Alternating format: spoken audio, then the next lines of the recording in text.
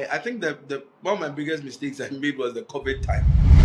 Then the almighty fish shoot came. Calculated your Then, money already. oh my brother, I've calculated my boom, my year.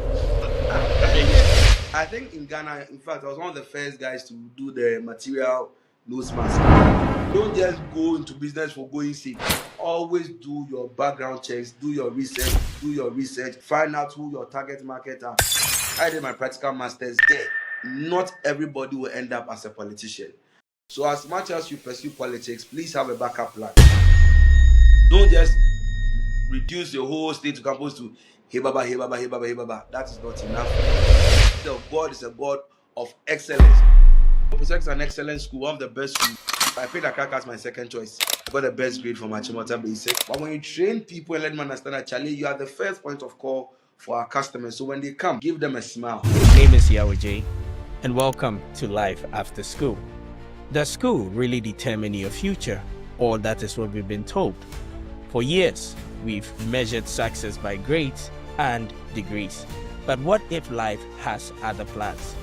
In a world where dropouts build empires and top students still struggle, it's time we ask real questions. Welcome to Life After School, the podcast where we explore the truth about education, success, and everything in between. Whether you're a straight A student, a university dropout, or just trying to figure things out, this is the space for you. Let's challenge the system, hear real stories, and also discover what really shapes our future beyond the classroom. Life after school. School ends, but the journey doesn't. My guest today is Adjei Darkwah. He studied political science at the University of Ghana, but today works as a contractor and also owns an indigenous door manufacturing company. His journey tells us that you don't necessarily become what you studied in school. Welcome to Life After School. So, Michael, why political science as a choice of program? Political science. Not really my choice, if I should say. Because I come from a very strong business background. Um, right from infancy, held my mother with a shop and had developed a passion for business. Went to Presec Legon to also read business as well. And that was my first choice. And so naturally, I wanted to go to the business school to go and read a Bachelor of Science in Business Management. And unfortunately, in Ghana, the opportunities for business students are quite limited. It's either you are doing BA Business Management at UG, or you are doing BCom at UCC, or you are doing Business Management at Tech. And looking at the number of slots available for students, it's obvious that if you don't really, make an exceptional grade, you may not be, counted as part of those who have qualified. So even though I passed my WASI very well, I think I got an 09, which was a single digit. It wasn't enough to get me to the business school, and so I think in selecting my courses, I picked political science as my second course. And so when it was offered to me, I said that, well, it doesn't really, take me off what I want to do. If I still want to be in business, regardless of the course given, I'm sure I will still get back to it. So I took it up, and then, yes, I pursued it. So, with the mention of Presec Legon, right? What was that journey for you into Presec Legon? So let's go back to your high school days. How did it go for you before getting into Presec, and what was your BEC experience like? So Presec. Well, I attended Achimota Basic School from nursery through to GHS. So the natural progression for most of the students there was to continue to Achimota SHS, that's Motown. But I wanted to read business, as I told you, and I realized that Achimota did not offer business as a course at the SHS level. And those were the days when the science and math quiz was held on the campus of Achimota. And so I remember in GSS 1, GSS 2, sometimes during our school break, I would go and hide inside the assembly hall. I think was it. I think is it their South campus? I've forgotten. Is there West or East campus? It was they had a dining hall where the National Science and Maths quiz was being held, and Mm-hmm. so I used to go there to go and watch some of the competition. And I remember, I think when I was in GSS2, Presec won the competition. And I saw the bars, I saw the blue shirts, and I saw the boys jubilate. I was like, which school is this? So I got close to one guy and asked him, which school won? And they said Presec. And I said, Presec, okay. So I kept it in mind. So when the time came for us to pick our schools, and I realized Achimota wasn't offering business, I said, I remember there was a school sometimes some boys came to me in competition. Oh, let me ask about them. Who is this Presec? So I asked one of my tutors, and he told me, Presec is an excellent school, one of the best schools. And I said, why not? If it's one of the best schools and I've already witnessed them winning a competition, I think I'll make them my first choice. Even though people have told me, Accra is the best, business school and all that, I picked Accra as my second choice. No offense to them, no insult to them, but Accra was my second choice. Presec was my first choice, and I think I've forgotten the third choice. So, by the grace of God, at the end of the BC, I came out tops of my school. I got the best grade from Achimota Basic, and through that, I gained admission to Presec to read business. And when I got to Presec, Presec was good. But Presec challenged me because, the best of the best from numerous schools coming to one place, so everybody wants to show that challenge. So regardless that you were the best in your school, you're also meeting people from the likes of St. Martin de Porres, these big schools in Mm-hmm. Accra and all over Ghana, Silicon Valley, So it was a good experience. It didn't allow me to remain in my comfort zone. I had to put in extra to at least maintain my pedigree, and I think Presec was a good experience for me. I made quality friends there, built character there, and I think I picked some very good life lessons in Presec before we proceeded to the university. Yeah. So I know Persec comes in many forms and shapes. There's Osu Persec, there's Techi Persec, Nungwa Persec, whatever Persec, Ebri Persec. But um, was there a point where you were confused as to the actual Persec that you were going to? To be frank, I only got to know about the other Presecs after I've gotten admission to Presec Legon. I wasn't aware there was Usu Presec, whatever Presec. All I knew was that there's a Presec, which is the best boys' school in Ghana, and I was going there, and I was told it's at Legon. So right away, I just picked that one. So it was after I got there that I realized that there were a few imitations around, but hey, the original is original, so let's allow them. Okay. So I want us to go into your time as a business student in Yeah. Persec and wanting to go to the business school at the University of Ghana. I know the bar is very high or was very high. Um, Looking back, with the benefit of hindsight, would you say our schooling system is in place to tap the best of business talent, considering that a lot of people have to do other courses because they are not able to meet the cutoff grades that these business schools are asking for? Yeah, I think the university system is skewed to the advantage of people in the arts. Those who are reading general arts and visual arts and those kind of arts courses.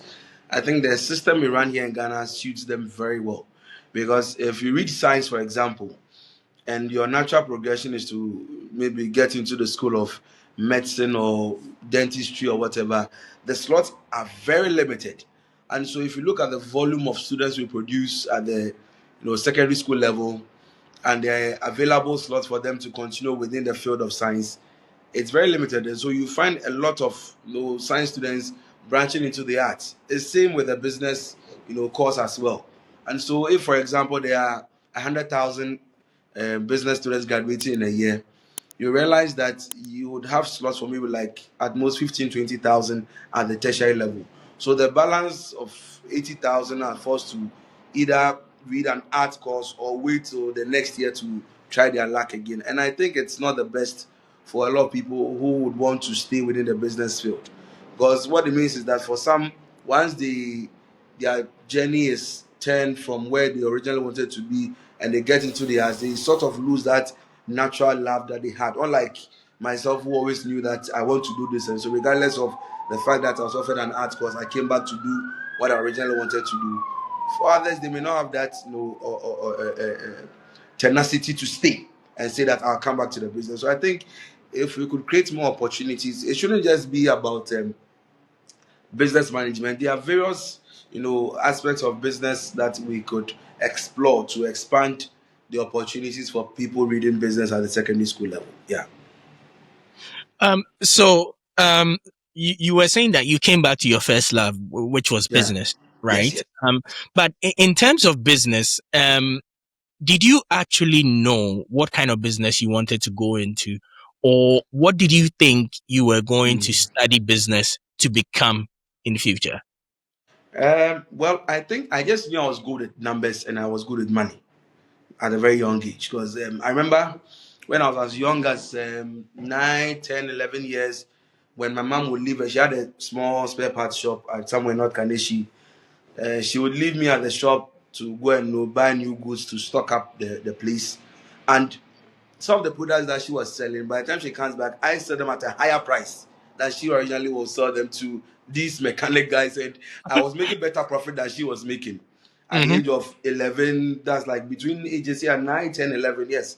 I was Uh-huh. making better profits than she was. So at that point, I knew that no, there's something about this thing that I think I'm good at.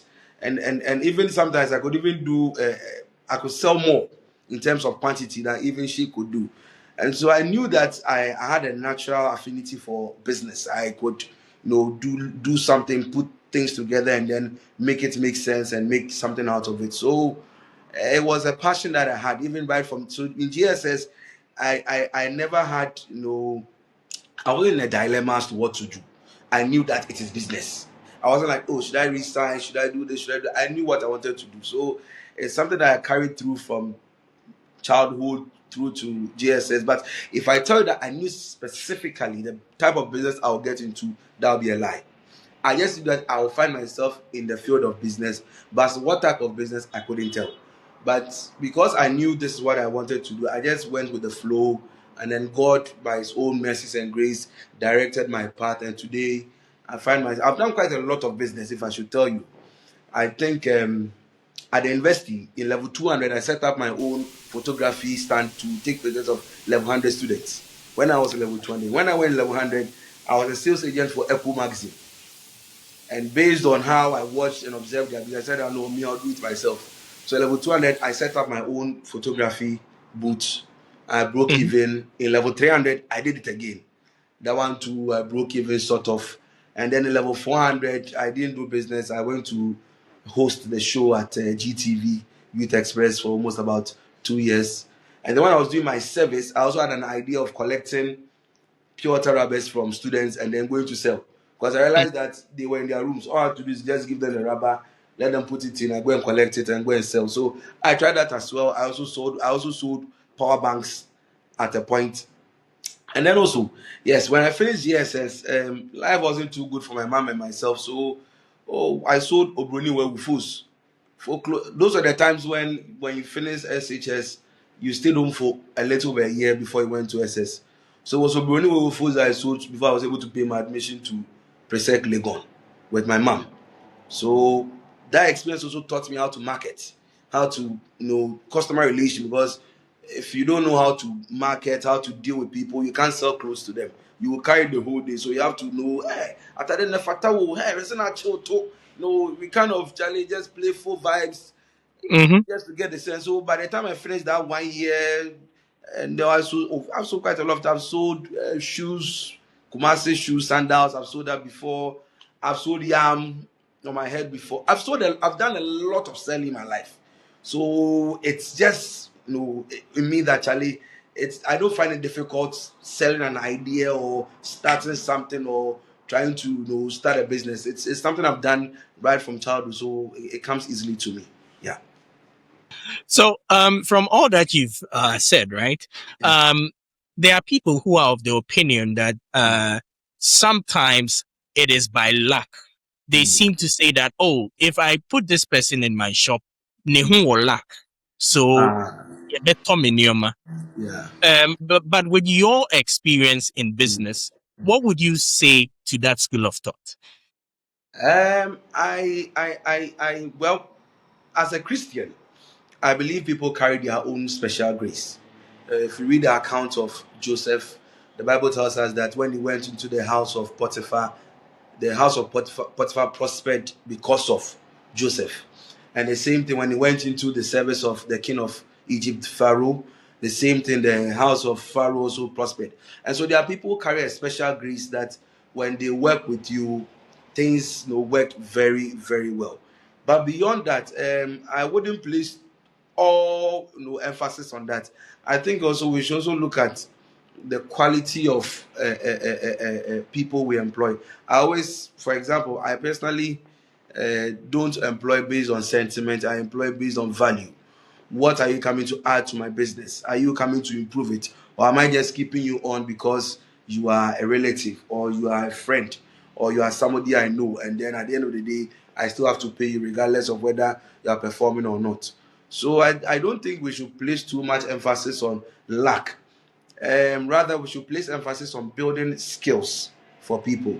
If you are placing somebody at your shop, the person is supposed to sell. So you need to teach the person how to treat customers well. You need to teach the person how to market a product. You need to teach the person the art of closing a deal. Because there are some people you place in certain situations. You go, I've been to several offices, and the typical attitude of the salesperson is as if you are troubling them. You go there, you greet them, they decide whether they'll greet you or not. They won't respond. And then when you ask them questions, as if you are bothering them. To the extent that some even when you ask questions, like, hey, me the minimum, just say, on a boss, ekasa. Once you have somebody like that, forget about luck. Your business will go down. But when you train people and let them understand that, Charlie, you are the first point of call for our customers. So when they come, give them a smile, engage them, no matter how annoying they are, answer their questions to the best of your abilities. If you can't, get the attention of somebody higher up, but don't just treat the person anyhow. And I believe with that you will see improvements in your business. But if you place that, oh, is this person's lack, so when the person goes, will the business collapse? No, you have to employ new people. So the emphasis should be on training people and ensuring that there are certain checks that Yeah. you put in place to ensure that your customers always are treated very well. Yeah. So I want us to go back to the University of Ghana. Yeah. Right. I know you contested for the SLC presidency. Yeah. I want to understand your thought process as a student. How Mm. did you come to the realization or the finalization that you were going to compete or to stand for office as an SLC president? Personally, I was Mm. at the University of Ghana too, and I can tell you, as a student, I never cared about student politics. I never cared about maybe making money, even though I had Yeah. other stuff I was doing. Yeah. Or I was happy being in school, taking my That's all. classes and being all over the place. So I am very fascinated by people like you. What was Yeah. your thought process? Well, I think business and politics are similar, if not the same, because that's for me personally. I'm into business to improve my life and improve the lot of those around me, so that through my business, as I am building wealth, I'm building prosperity, those around me, that's my workers, my family members, my friends, whoever they may be, would also benefit from what I do.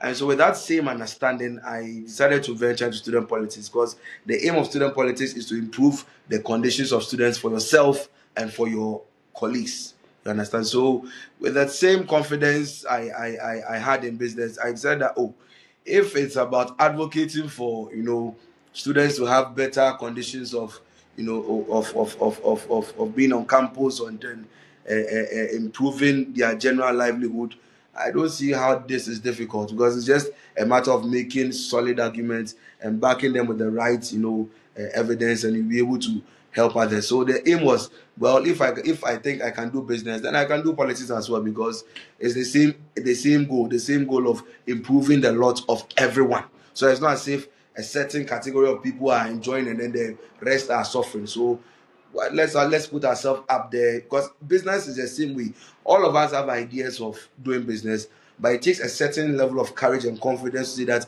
I am putting my resources, my time, and money into this so that it gets better for everybody. It's the same thing in politics. All of us have ideas of, grades should be, the grades should be reduced, the whole system, the school fees should be reduced. All of us have very, very lofty ideas. But it takes the courage of one person that I am going to put myself out there to be the mouthpiece of everybody. So basically, that was my, whole mindset of venturing into student politics. Yeah. So let's speak about being eligible to start for office, right? Yeah. Back at the University of Ghana, I remember you needed to score a 3.0 Minimum. Yeah. GP, yeah, Yeah. to be Yeah. eligible. Um, for that reason, I saw a lot Mm. of student politicians who weren't eligible. They had to drop off, but they had to Yeah. lie to us. Yeah. That is fine. Yeah. But in terms of many student Mm. politicians, Mm. their grades suffer Mm. because they are involved in student politics. So I want you to send a message to student politicians or aspiring student politicians who are watching this podcast. Um, how would you tell them to navigate politics and their grades in school? Since going to school, the main aim of going to school is to study as well.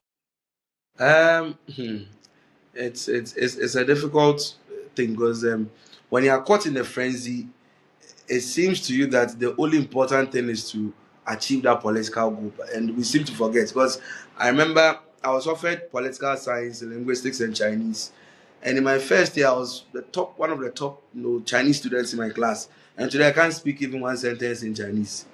You asked me how that came about.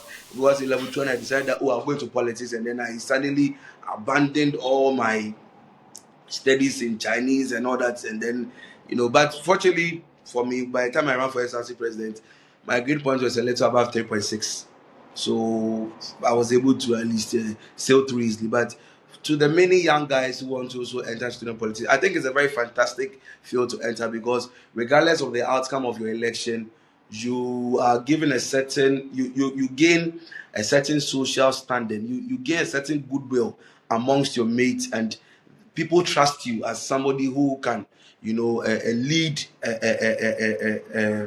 a worthy cause. So I will not discourage them, but you should also understand that not everybody will end up as a politician, and so do not abandon your studies. Have a backup plan in case the politics doesn't go well.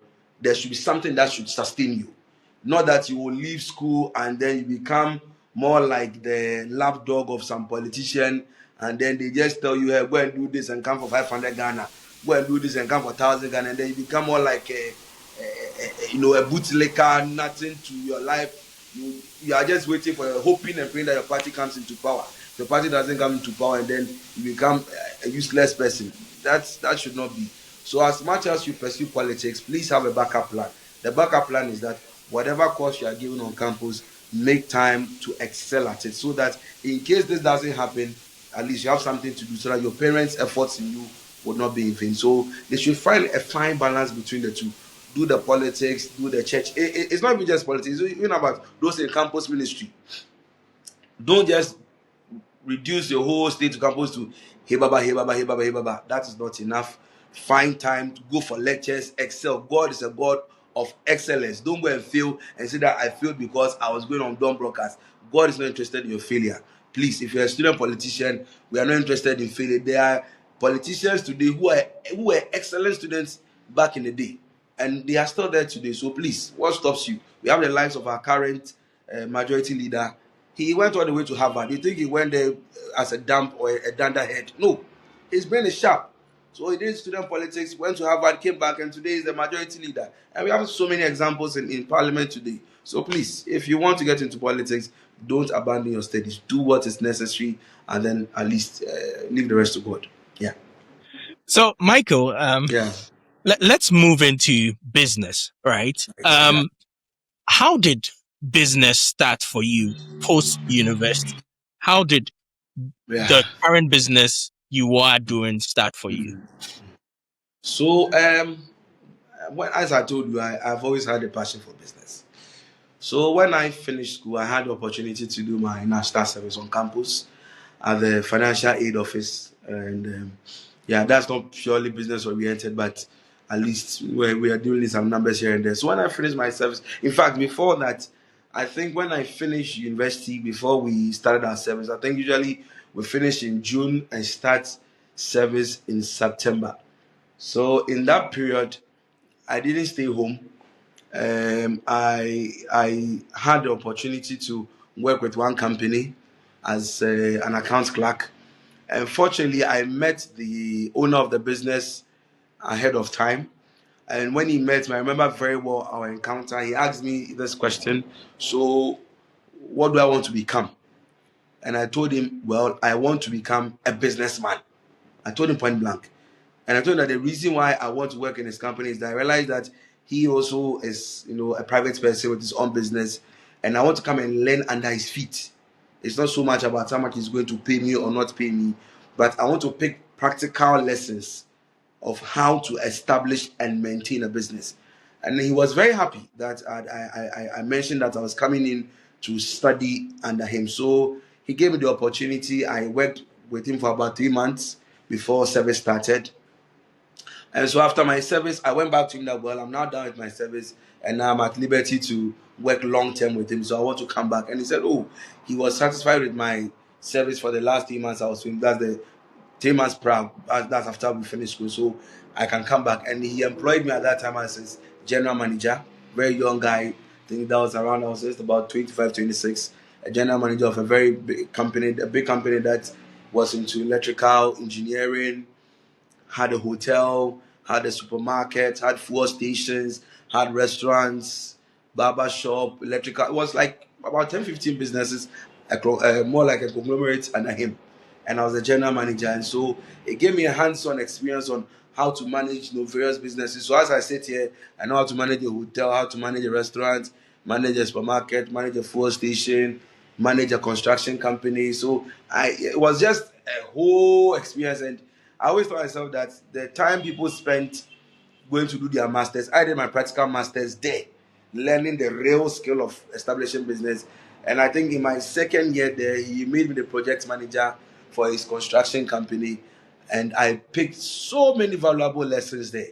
You know, running his construction company, travel. That's why I built the tenacity to travel all around Ghana to work, because we're working all over, working as far as Dambai, Keta, Kumasi. So you travel to Dambai, go and spend like 2, 3 days there, come back to Accra. The next day you're in a bus to Kumasi. So it was all over, and I picked very, very salient, valuable, practical lessons on establishing business in Ghana and thriving. And so I think after working for him for about 4 years, I decided to branch out on my own and then start my own construction company.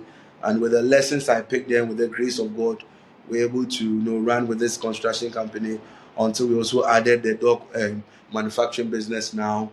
I also used to supply materials for a major project like Rock City Hotel, for example. At a point, I used to supply their materials for the construction of the hotel there. I used to supply materials for the Somenia University. I was a supplier of materials. That's chipping, sand, latrite, So I've done quite a lot of businesses here and then. I think I've been able to, build capacity to at least sustain what we've been able to do so far. Yeah. So, with you mentioning you as a supplier to Rock Yeah. City Hotel in Yeah. Kuala and also Yeah. the Somania University, right? Yeah. Would you say these were your first big breaks when it came to business, or you had that point which was the key factor in terms of business, in terms of your breaks? Well, I think my supply business was my first major break in business, because I actually started with construction. I had a contract with a subcontract with under the Obechebelamte interchange project.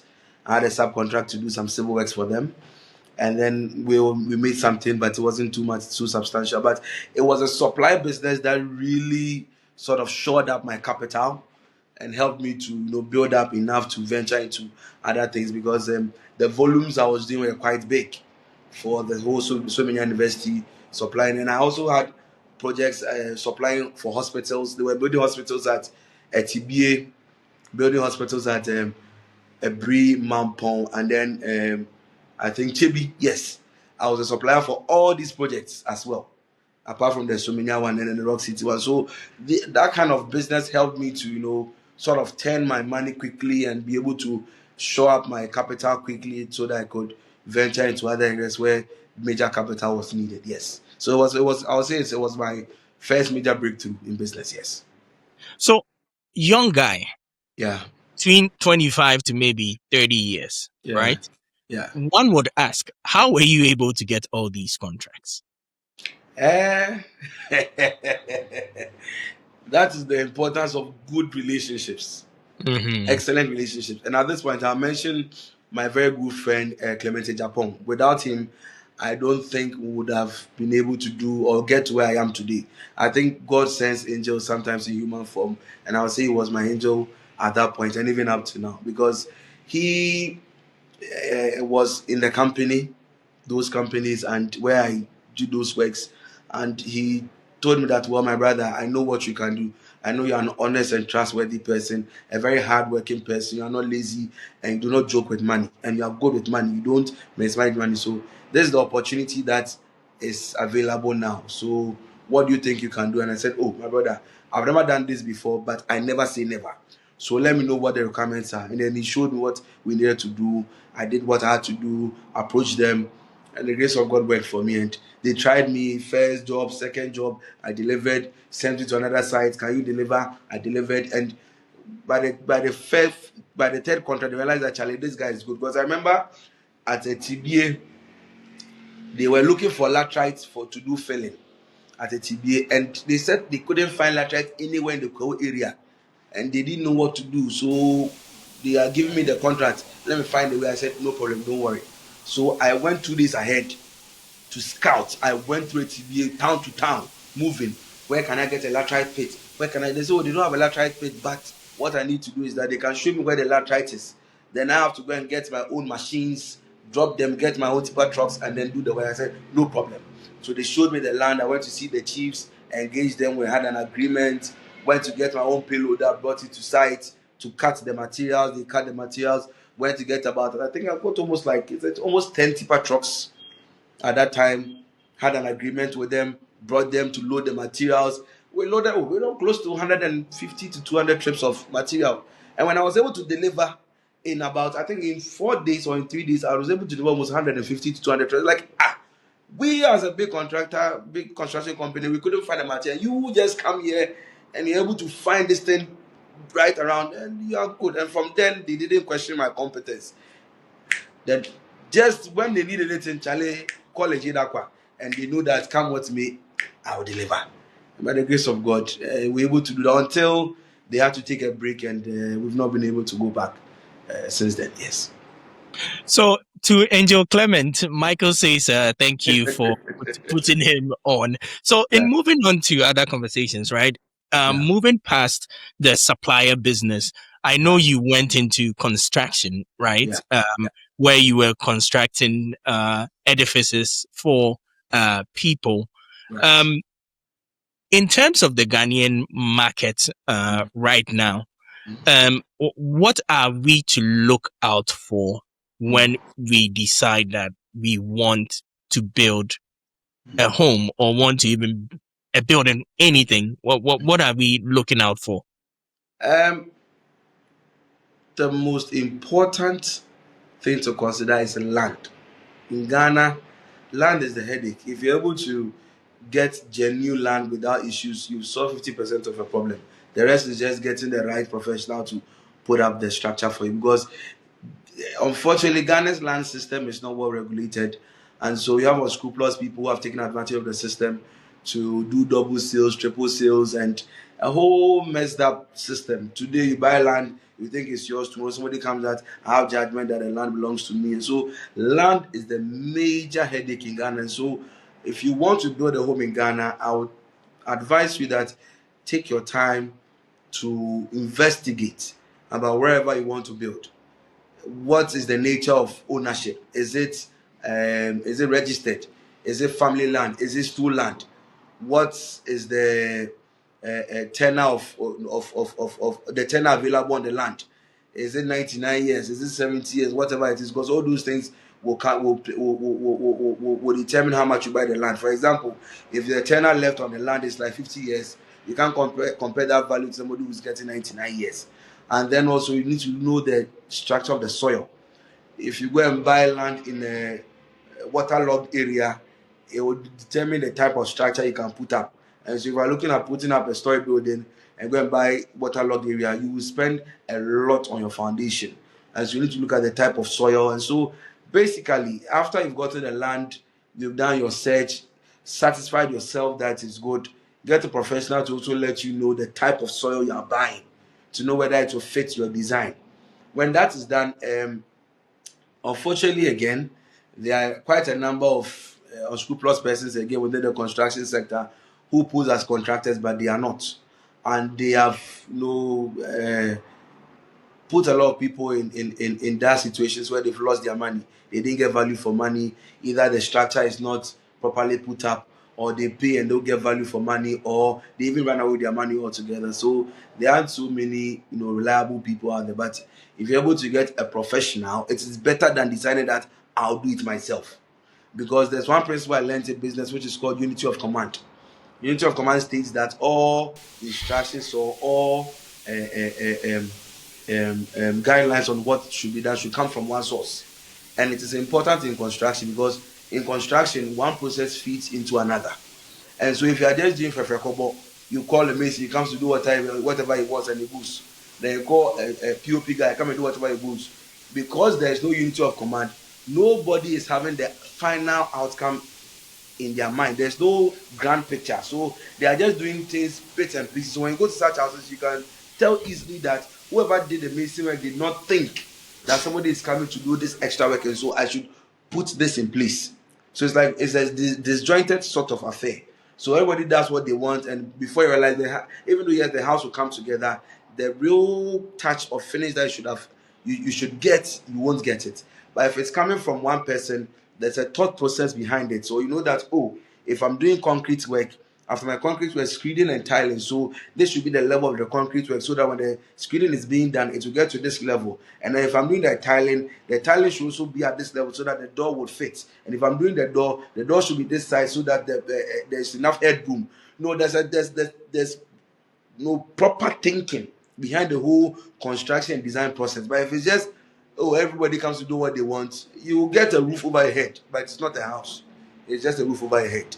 So get a professional to do a proper thing so that you have a building that will last. We go to places like Achimota, Legon, and buildings have been there for 50, 67 years, 70 years, and they are still very beautiful and they are in pristine condition. But today we build houses and in 20 years you go and the cracks in the buildings as if people, the children use it for drum rehearsals.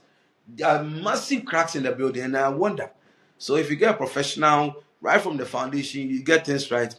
You build a house that your great grandchildren can come and stay in and be grateful to you for building. Yeah. So your great grandchildren would be happy to come into the building that you left for them because you use professional help, right? Recently, if I look around Accra, look around Kumasi and major cities, I am seeing that every house is a box house. Every house is looking the same. With you being in the construction Yeah. space, what do you think is contributing to that? And if we came to you as a constructor or The contractor, a yeah. contractor, what would you advise? I think with the influence of time, fads come, fads go. No, things come and then they come, they are in vogue. Like Charlie, this is what it is, and it's just like clothing. Some time back, wearing baggy jeans was the ish, and then we came to skinny jeans, and then we came back to normal this one. Today, baggy jeans is becoming the thing again, and so depending on in every generation, certain things come up, and then it becomes like what everybody wants. If you look at colonial buildings, for example, they all look a particular way. because in those times that was the structure. So you go to these colonial buildings, realize that they have very thick wooden floorboards on their first floor, and then they have wooden staircase to the top, and then there's usually a story building, and then you realize well maybe a dome house or this one house. You go to Kumasi, Takrady, you see some of these old buildings, and they all look a particular way. And today's age, I think this whole box, modern home idea is what is now in vogue, and everybody wants to get it. And I don't think it's a problem, but it's about how you go about it. You know, our old houses were built in such a way that it allowed ventilation, so we didn't have to do too much air condition or fan or whatever it is. The positions of the windows were such that without even air condition, the rooms were very cool and you could stay in. But with this whole box building that we are putting up today, some people do not even consider wind direction when putting it up. And some people are so fascinated with having a box that they want to reduce the number of windows to the barest minimum. And then they have to end up spending so much money on ACs and all that. But I feel that if you get it done right, you can have an excellent building that would will serve the purpose for which you put it up. You put windows at the right places. You don't build a sort of a prison for yourself, but you do something that it's serving a purpose. For me, the major advantage with those box houses is that it's easy to plan and build, because basically it's a four kind of box structure. So it's just about doing the partitions for the rooms and all that. And when it comes to the roof, for example, usually they are secret roofs. You hardly see them with a hip roof. And I have a personal qualm with hip roofs in Ghana, because you find some of this roof as high as 22 feet, 30 feet. Sometimes the roof is higher than the building structure itself. And I think it doesn't make sense, because when you go to the European sector, the European areas where these hip roofs are, there's an attic. That's a room inside the roof. But here in Ghana, there's no attic, and then we just raise and waste wood and waste roofing sheets. But if you are doing this, modernist kind of building, the mono pitch design secret roof saves you a lot on wood, saves you a lot on roofing sheets and all that. But at the end of the day, the most important thing is that don't cut out windows to give a boxy look. It will work against you. Try as much as possible to consider ventilation in your design, and then also, yeah, if it's something you want to go for, get a professional to get it done for you. Don't just think that it's just four corners and we are done. Please, it's not just four corners. A lot of things have to go into to make it a proper house for you. Yeah. So it's not just four corners. So if you are watching and listening to Michael, get a professional. At least get some air into your home. Your space, exactly. Yeah. So, Michael, I want us to speak about the biggest mistake that you've made, or mistakes that you've made as a businessman. And what did you learn from these mistakes? I think the one of my biggest mistakes I made was the COVID time. Because I am a serial entrepreneur, sort of. Let me use that cliche, serial entrepreneur. Be a serial entrepreneur. Anyway, so during the COVID time, when the whole face mask and nose mask was in vogue and was Charlie the main thing, everybody was Charlie. Me too. I went to take. I made good money. I think in Ghana, in fact, I was one of the first guys to do the material nose mask, because at that time the disposable ones were not yet on the market. So I got a tailor and I shared idea, Charlie, this is what is happening with Charlie. You better talk moment. I went to get materials. I had orders from companies. I think I sold quite almost over 500 units of those material face masks to companies at that time who didn't want to shut down, but there were no disposable ones. So Charlie, I made good money. Then when the disposable ones also came, I had a Chinese supplier. So I also picked, and I went to pharmacies. A lot of pharmacies were not having this. Sterida pharmacy, for example, I was a supplier. I was supplying him with the disposable mask, and I was going to other Ecclesia pharmacy, quite a number of pharmacies. I was their distributor. Then the almighty face shield came. You be there, you hear, oh, 10,000 facial did an order, 20,000. I was like, hey, Charlie, this thing go work. Oh. Then I put all my profit. I went to order facial plenty. I won't tell the number. I won't tell you. And then DHL. Oh, my brother. DHL told us, oh, it will come in 1 week, my brother. So I was looking at my phone. Hey, this face shield. Initially, the price was 40 cedis, and I was getting from China for like I think plus my delivery was like 12 cedi 50 pesos. Hey, Mhm. it's good business. Calculated your Then money already. oh my brother, I've calculated my boom my year. Then Right. DHL couldn't deliver. Charlie, by the 7 day DHL didn't deliver, the price had come down to 20 Ghana. By the time DHL brought it, the thing was 5 cedi on the market. Oh, I didn't go for it. Oh, I didn't go for it. Oh, manager. I went there and these guys were still expecting me to still cough up more. I said, oh, I didn't be going on deliver on time. I'm about to make some triaka. Mofa.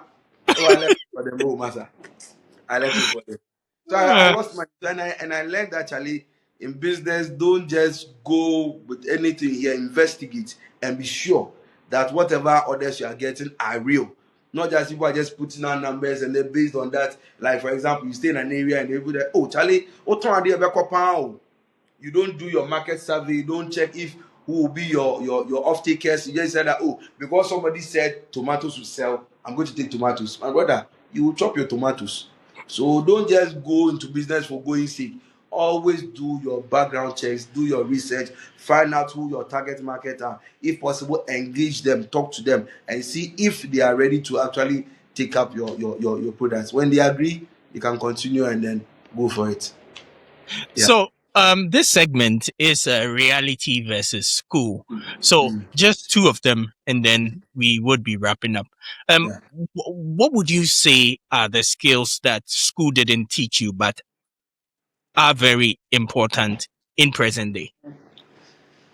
On my tools, on my tools. What did school teach me that I learned the hard way? Um, I think school didn't teach us that success doesn't happen overnight. It's one of the things that they need to teach young people that success doesn't happen overnight. It's a process. You know, we get the feeling that oh, I'm going to school, and then when I finish school, I should get a job. And that job should lead me to build a house, and that house should also lead me to have a family, and that family should lead me to buy a car. Charlie, it doesn't happen for everybody like that. If you are blessed and lucky enough to have yours happen immediately after school, thank God and then proceed. But if it doesn't happen for you, don't feel like you are not good enough, or you are as we say in Piwa Kechi, or you are lagging behind in life. Charlie, it's different for everybody. Some may happen immediately, some may happen later. Don't give up. We need to learn that in school, actually. Not all of the fact that all of us are in class doesn't mean that all of us will make it at the same time. No. Some will go ahead of others, but it doesn't mean that yours won't happen. And the fact that somebody buys a car before it does not mean that if you buy yours 5 years later, the car is worthless. No. Whenever it happens for you, it is your time and be happy. So if your friend bought that Benz today and you buy it in the next 5 years, when you buy it, it is still new for you and it is your Benz. So don't be envious of anybody. It will happen for you. Be patient and then keep on with the good work you're doing. Yeah. Yeah. So I want us to go back to the University of Ghana. Yeah. Um, with you being a political science student Yeah. and coming from a business background, Mm. the bulk of the students in present day Ghana are studying courses in the social sciences. Mm. But society seems to think, or society seems to propagate the idea that social sciences is, or the courses in there are irrelevant because when Mm. you finish school, you wouldn't get a job. Mm. I want you to tell students or speak to parents who are listening, whose wards are going into the social sciences, or someone who is at the crossroads of deciding to go into the social sciences. What advice would you give to them? Those who are Um, in university and those who are yet to enter. I think the social sciences, we should treat it as an eye opener, not a pathway to work. Because after leaving university and getting into the job market, I realized actually A lot of the things we are taught in school do not apply to what we do in the real world, as in work. And so the only advantage you are getting for studying what you are studying is critical thinking abilities. Don't joke with that. The university is opening up your mind to let you know that, Charlie, regardless of the situation you find yourself in, if you apply critical thinking and you're able to, you know, have confidence, because as a university student, automatically you are at a certain level above the average person in society, because not everybody has the opportunity to go to the university. So once you've been able to go there, broaden your mind, not to just think that I read political sciences, so I have to end up as a politician, or I read what course archaeology, so I have to become an Mhm. archaeologist, or I read social science, so I have to become a social welfare worker or a social scientist. No, just understand that, Charlie, you are just opening up your mind, and then when you go out into the world of work, go and learn practical skills that you can use to earn something for yourself. Personally, I feel after leaving school, I realized that, Charlie, with the benefit of hindsight, I would have probably gone to a polytechnic and not to the university. Because today I find myself in a field where it's very technical. In my construction field, I'm managing people who are masons, who are carpenters, who are plumbers, who are electricians, who are doing different things which are technical. In my door production, I'm managing people who are welders, who are carpenters, who are sprayers, who are drivers. You know, these are the people I'm managing. All technical skills. But I wasn't taught any of this in the university. But because I picked it practically in the world of work, so I'm able to do this. So I feel that if you are in school, don't think that what you are being taught is enough or is your all in all. You should go beyond that to pick other skills that are relevant to the job market. And I'll add this. I think in Ghana here, we are giving priority to courses that are talking courses, courses that don't have direct impact on the economy. And Uh-huh. for example, if you go to China and you check for the last 4 or 5 leaders of China, they have been engineers. If you go to Germany, they've either been scientists or some of the people in the engineering field. Here in Ghana, I'm not insulting lawyers, so I beg you. But it seems that now the prerequisite to become a leader in Ghana is to read law. And I don't see how these people with that law background will be able to bring about the industrial change that we need to improve the lot of Ghana. Because what we need in Ghana are jobs, and jobs are within the technical fields. You need people who have the mind of industry, have the wherewithal to be able to set up, economic hubs that will ensure that there is higher production and all that. So I think we need to pay much attention to our technical based field of study. So I was very pained when the polytechnics were turned to technical universities, because their core mandate was to train the hand, train skills, and now they are also doing dondology like the universities. And I mean, what's the point? Where is the country going to if everybody is reading English and then there is nobody doing the technical? There is no way we'll develop. The countries that have developed by technical abilities, and I think we need to go back to that. Well, I don't know the rationale behind the government changing the polytechnics into technical universities, It but doesn't make sense, brother. uh, to whoever is in charge, we are advocating that technical education is promoted, Yeah. specifically from the high school level or from the JSS level. Kids Pre-tech, who, pre-tech, SHS, do their technical skills and vocational skills, Mhm. and then no give priority to technical and vocational skills. Because Charlie is the backbone of every economy. Because your mechanics, your masons, your plumbers, your builders, everything that builds up an economy is in the technical field. So we need to give priority to them.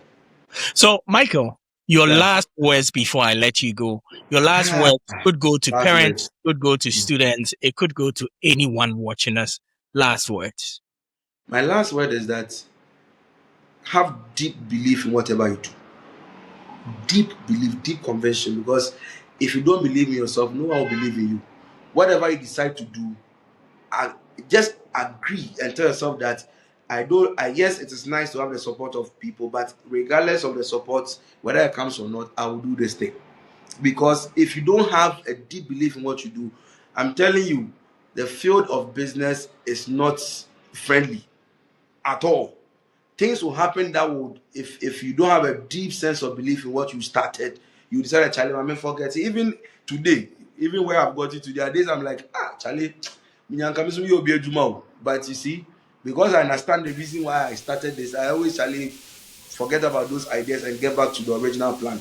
And so have a deep sense of belief in whatever thing that you want to do. And then also, regardless of, I don't know what the viewers' religious persuasion may be, have a deep sense of faith in God. Me, God is my everything.